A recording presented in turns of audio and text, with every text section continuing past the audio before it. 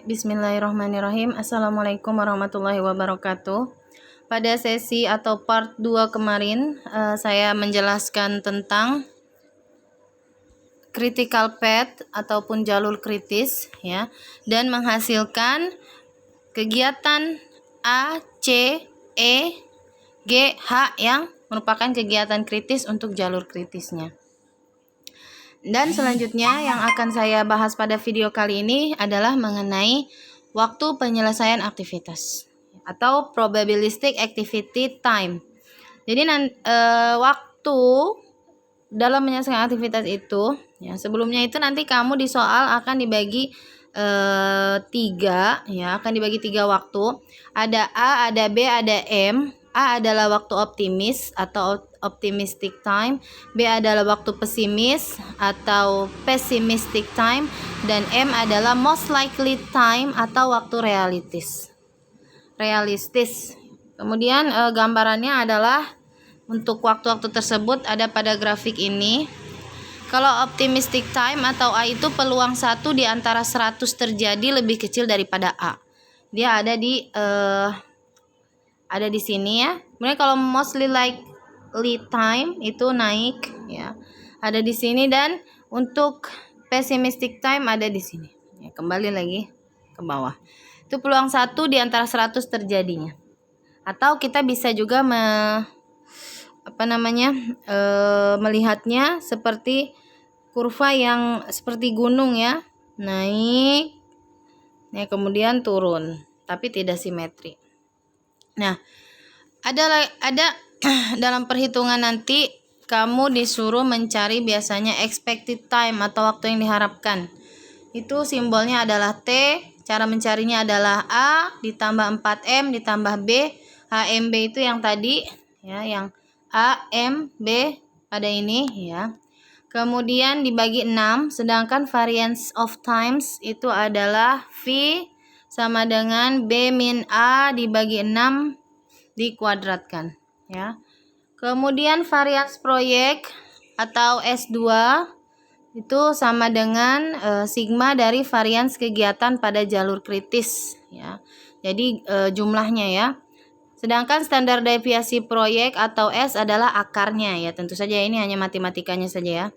Kemudian nilai deviasi normal atau Z sama dengan batas waktu N dikurang waktu penyelesaian yang diharapkan, semuanya itu dibagi S.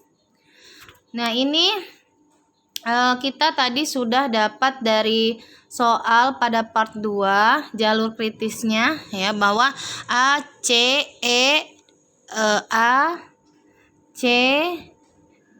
E, G dan H itu adalah jalur kritisnya ya.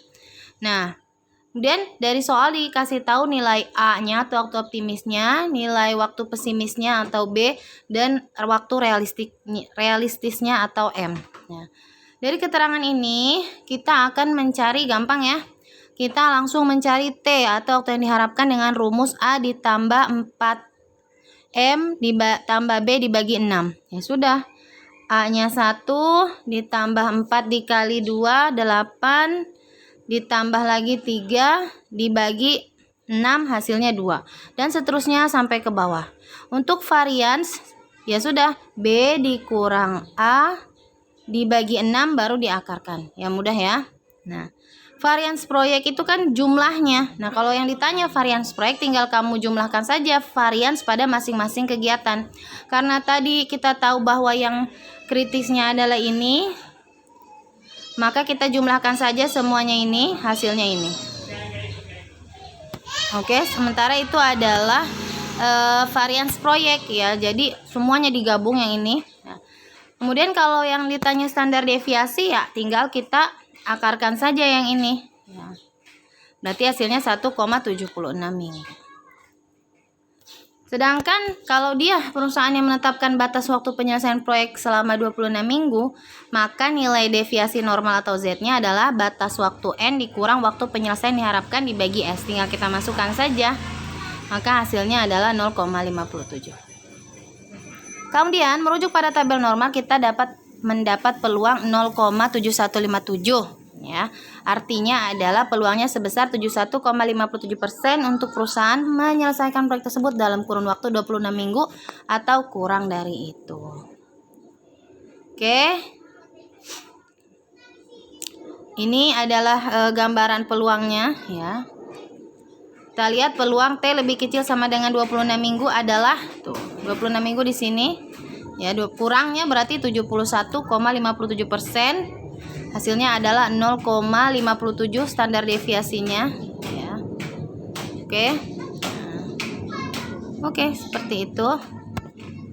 Nah, kelebihan CPM atau PERT sangat bermanfaat untuk menjadwalkan atau mengendalikan proyek besar.